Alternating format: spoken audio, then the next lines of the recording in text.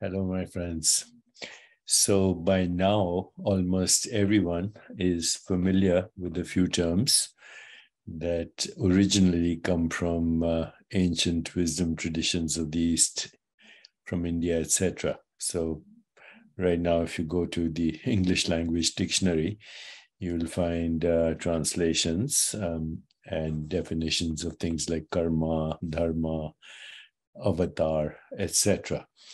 So let's examine this whole notion of an avatar.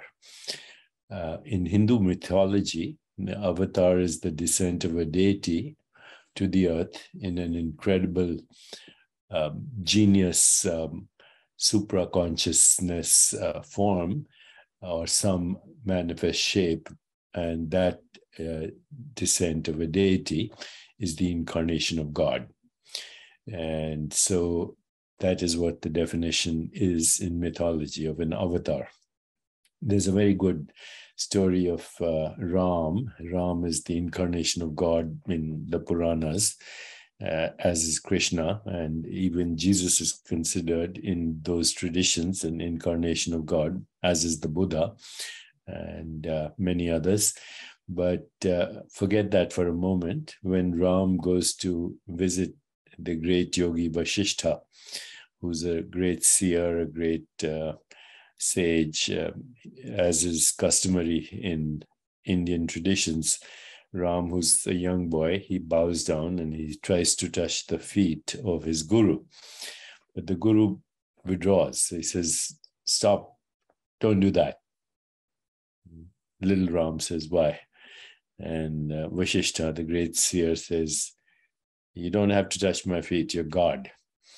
And Vasishtha says, "I might be, but I don't remember. So my father sent me to you to learn."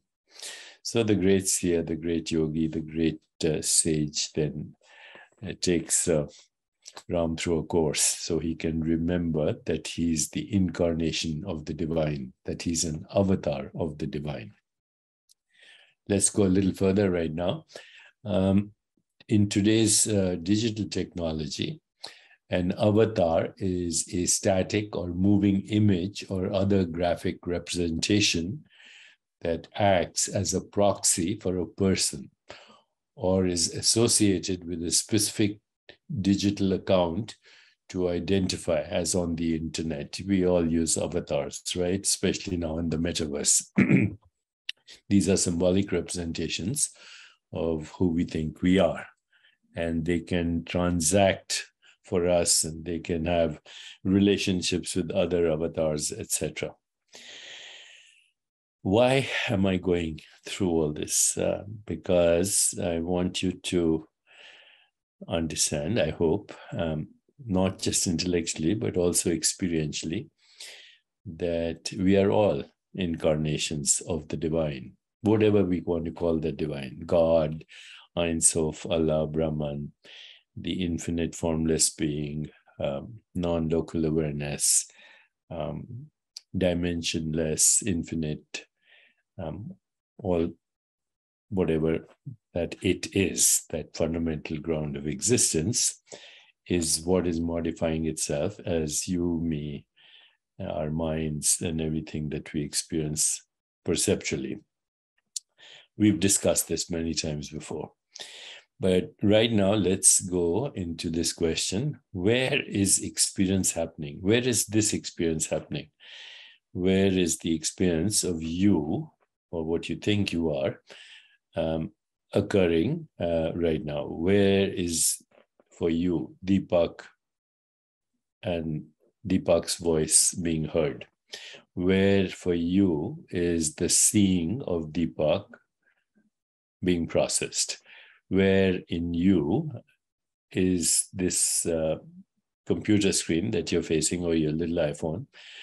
Where in you is that being processed? Where is any experience being processed? Sound, touch, sight, taste, smell, but other experiences, thoughts, emotions, feelings, perceptions, relationships, meaning, purpose, instincts, drives, aspirations, intuition, insight, imagination, creativity, the desire for alleviation of suffering. Where is all this being processed?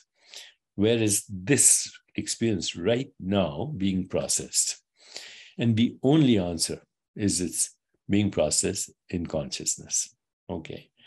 The brain, of course, is an interface, and it has neural correlates, but the brain is not having this experience. The brain is not seeing, hearing, just like, my spectacles aren't seeing, or even my eyes aren't seeing.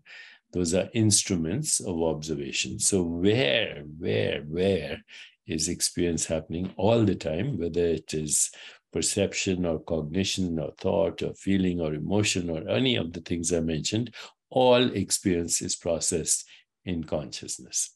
And if consciousness is infinite and unbounded and dimensionless and borderless, then all experience, you, what you think you are, and every other sentient being and their experiences are being processed in a non-local consciousness. Memories are stored in non-local consciousness. Imagination exists in non-local consciousness because consciousness is non-local. So right now, this experience that you're having is being processed outside of space-time. Therefore, you who are having the experience, who are processing the experience, including the experience of your own body, your own mind, and everything around you, and everything on your computer screen is simultaneously being processed outside of space-time. So if your experiences are being processed outside of space-time, then the real you must exist outside of space-time. And your body-mind is a moving avatar, is a dynamic avatar, just like the digital avatar that we use. And so sometimes this avatar that we now can say, this avatar, a moving body-mind process called Deepak or Tom or Alice or Mary, this avatar is actually being projected by the real self, which is you, which is outside of space-time, and you exist there now. So when people say, where do I go after I die? The answer is, you don't go anywhere because you're there now. You're there now. Without being there right now, you cannot fetch a memory or a thought or an image or a feeling or activate a perceptual activity or even move your hand or speak, because all motor and sensory activity, even though we have locations for it in the brain, including for speech, those are the biological correlates for the true self to incarnate itself as a moving dynamic process, an avatar. You are an avatar. And you, the real you, being non-local, is there right now. Where do I go after I die? I'm there now. All I do is shut off the storyline of this particular avatar and its incarnation. And I put it in incubation so I can recycle it and probably with an improved version. Recycling and evolution of the avatars as consciousness, as a deep learning system, learns to not only recycle itself, but improve the current model of the avatar. You're not the avatar. But what happens is consciousness so impregnates even its expressions that this avatar confuses itself with its avatar. This avatar confuses itself as its real self. The avatar is an ongoing recycling, improving, and evolving manifestation of your infinite being, of you, the infinite being, which is a drop in the ocean of all infinite beings and the matrix of all infinite beings. So, my friends, there's nowhere to go in a non-local universe. You're there now. And birth and death, of course, are happening at lightning speed at the microscopic level, and then at the cosmic level, at the level of eons and yugas and kalpas and so on. Just understand that you and everything else that you behold, all sentient beings, are avatars. And behind that projection is the true self, even their true self.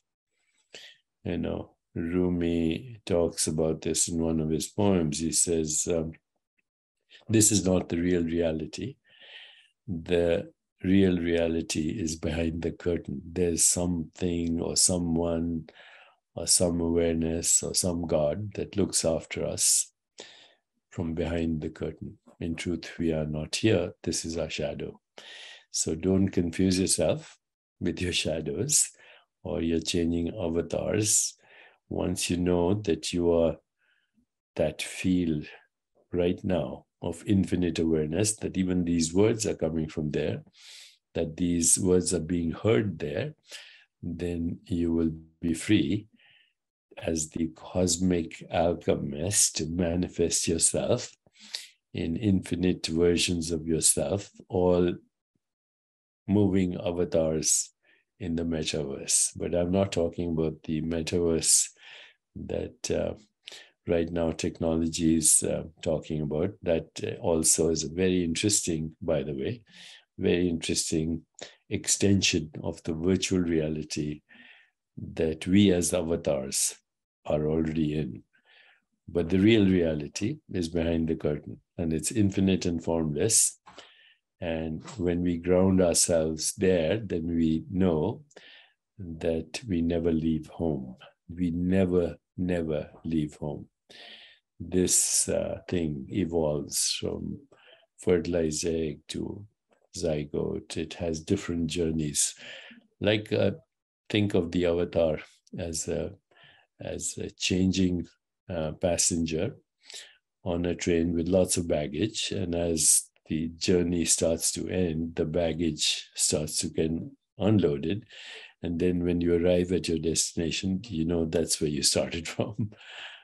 T.S. Eliot's great poem, we shall not cease from exploration.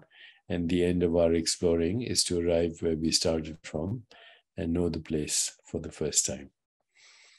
You are the avatar, the incarnation of God.